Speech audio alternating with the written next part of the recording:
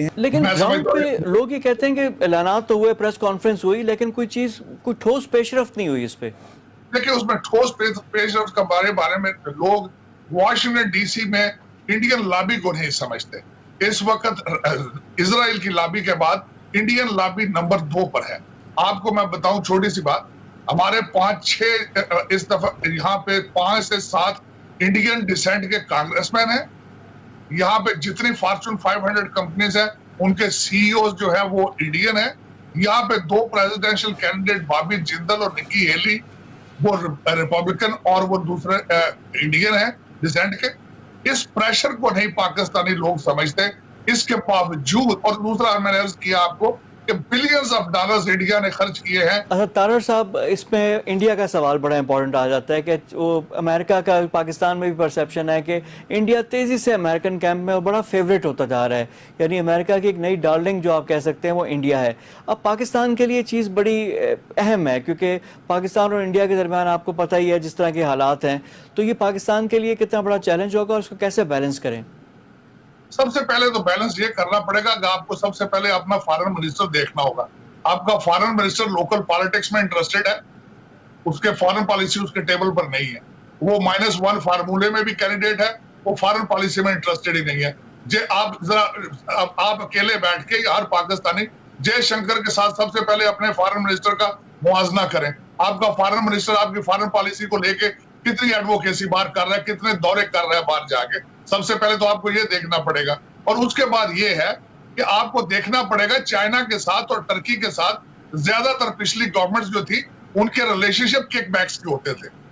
आपको चाहिए एक सॉलिड बेसिस पे देखें कि दुनिया किस रुख में जा रही है, दुनिया बैलेंस अपने आप को किस तरह करती है। You still on American table, आप अमेरिका के टेबल से नहीं उतरे हैं। हाँ, देखिए आज मैं हमेशा आपकी एडमिनिस्ट्रेशन को बताने की कोशिश करता रहा हूं कि आप वॉशिंगटन डीसी में आप इंडिया से 50 साल पीछे हैं, आप इसको बैलेंस करें। अच्छा, ये तारर साहब, दिस इज वेरी इंपॉर्टेंट, इसी पे मैं कंक्लूड करना चाहूंगा कि हमें वॉशिंगटन डीसी में पाकिस्तान को क्या करने की ज़रूरत है। जैसे आपने कहा कि इजराइल के बाद इंडियन लॉबी बड़ी स्ट्रांग है, वहाँ पे उनके जो आपके सेनेटर्स आ रहे हैं वो भी इंडियन ओरिजिन के, इंडियन डिसेंट के आ रहे हैं, तो हमें क्या करना चाहिए पाकिस्तानी डायस्पोरा को? देखिए, तो पाकिस्तानी डायस्पोरा इंटरेस्टेड ही नहीं है पॉलिटिक्स में लोकल, ये भी एक ज्यादती है। हमारे डिप्लोमेटिक मिशन को चाहिए उसमें अपना रोल अदा करे, उनको पॉलिटिकल एजुकेशन दे उनको। हमारे डिप्लोमेटिक मिशन ना सिर्फ अमेरिका में बल्कि मेजॉरिटी कंट्रीज में हमारे फेल हैं।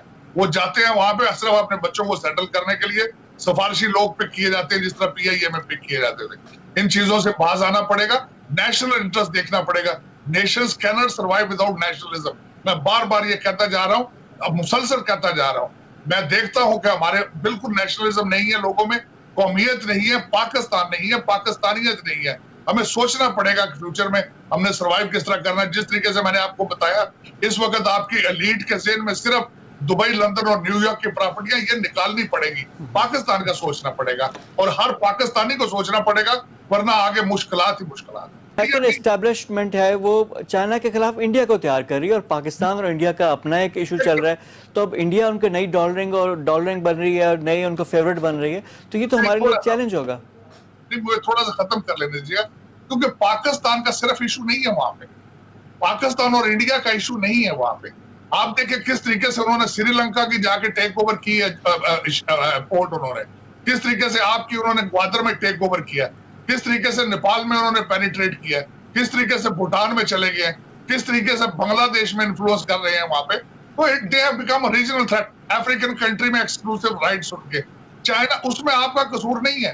डोनाल्ड ट्रंप साहब ने एक दफा फरमाया अपनी तकरीर में, उन्होंने कहा कि China is built on American economy, American money.